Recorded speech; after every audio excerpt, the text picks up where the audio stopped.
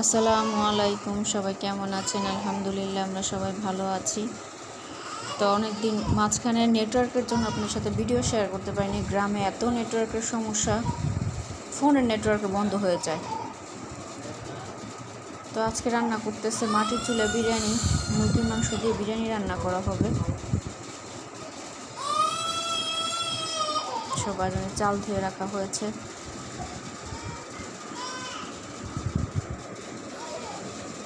একটা জিনিস দেখায়, এটা অনেক বছর, প্রায় 20 বছরের আগের লাকড়ি। দেখেন এখনো কিছু হয়নি,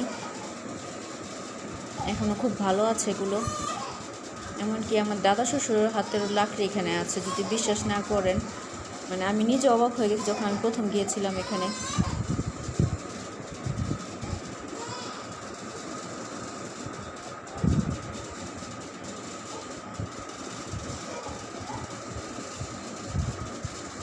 পাশে দুটো মাটির চুলা ছিল, আরও সুন্দর।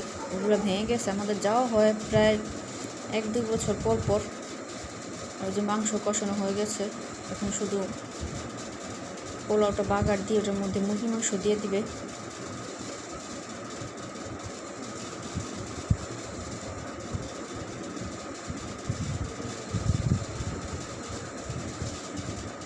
মাটির চুলা রান্নার মজাই আলাদা।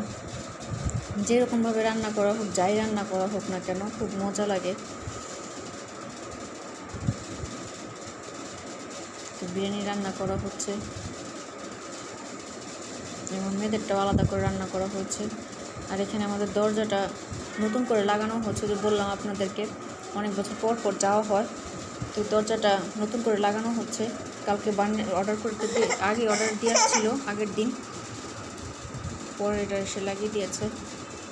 এই লাগানো হচ্ছে, এটার মধ্যে আবার রং করা হবে।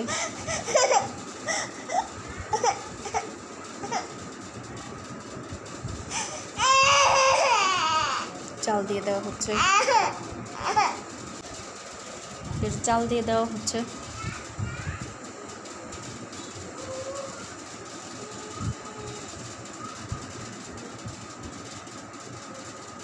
আমরা অনেক বছর পর পর যাই, তো দেখা যায় সবাই আমাদের ঘরে আসে। এই জন্য একটু ওখানে গেলে রান্নাটা একটু বেশি করতে হয়। সকালের নাস্তার সময় কেউ থাকে, দুপুরে খাবার সময় কেউ থাকে, তো এই জন্য আমাদের রান্নাটা একটু বেশি করতে হয়। গ্রামে গেলে ভালোও লাগে, সবাই এরকম একসাথে হই, আমরা সবাই একসাথে থাকি, ভালো লাগে।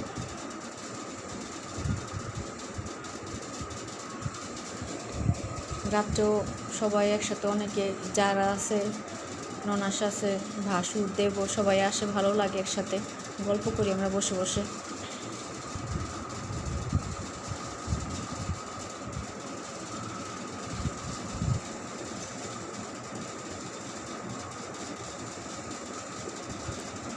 চালটা ভালোভাবে কষিয়ে নিচ্ছে।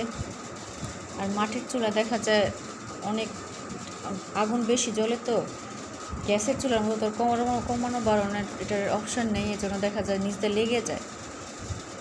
আর যারা সবসময় মাটির চুলা রান্না করে, তারা একটা অভ্যস্ত হয়ে যায়, তারা কম বেশি বুঝতে পারে। আর আমাদের সচরাচর এরকম রান্না করা হয় না, এই জন্য আমাদের একটু কষ্ট হয়ে যায় রান্না করতে। আমিও চেষ্টা করি একটু একটু রান্না করার, ভালো লাগে, শখের বিষয়। গ্রামে গেলে আসলেই অনেক ভালো লাগে। এই যে দরজা লাগানো হয়ে গেছে।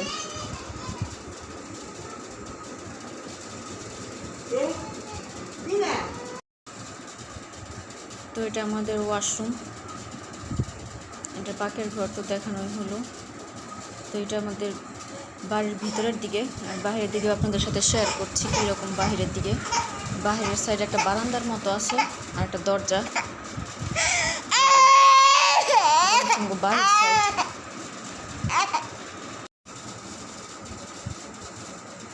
তো এটা ক্যাবিনেটের মতো করা, এখানে কোনো খোলা হয় না। এটা বাতিল জিনিসপত্র আমরা ওখানে রেখে দিয়েছি। আর এটা পুরানো দিনের একটা নারকেল গাছ, অনেক পুরানো এই গাছটা। একটা কাঁঠাল গাছ ছিল, সেটা কাটা হয়েছে। অনেক পুরানো কাঁঠাল গাছ ছিল, পিচকল গাছ।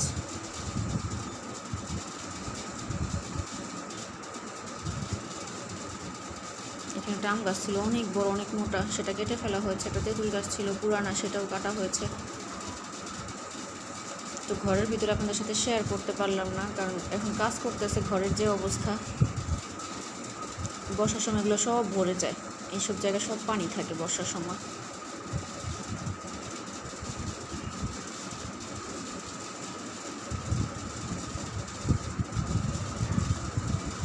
তো যে বিকেলে বৃষ্টি আসছে, আমরা বসে বৃষ্টি উপভোগ করছি।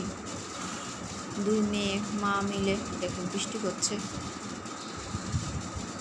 2 মেয়ে আমরা বসে বৃষ্টিতে বসে আছি, বারান্দায় বসে বসে বৃষ্টি দেখছি।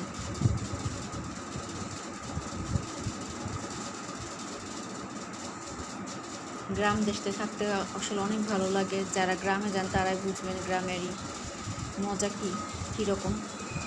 তো আজকে এ পর্যন্ত। সবাই ভালো থাকবেন, সুস্থ থাকবেন। আমার চ্যানেলটা সাবস্ক্রাইব করবেন, যারা এখনও সাবস্ক্রাইব করেনি প্লিজ দয়া করে সাবস্ক্রাইব করে দিবেন। আমাদের পাশে থাকবেন, আমার মেয়েদের জন্য দোয়া করবেন। আমার মেয়েদেরকে দেখে অবশ্যই মাশাআল্লাহ বলবেন। আর আপনাদের সাথে চেষ্টা করবো এখন প্রতিদিন ভিডিও দেওয়ার জন্য। সবাই ভালো থাকবেন। আল্লাহ হাফেজ। আসসালামু আলাইকুম।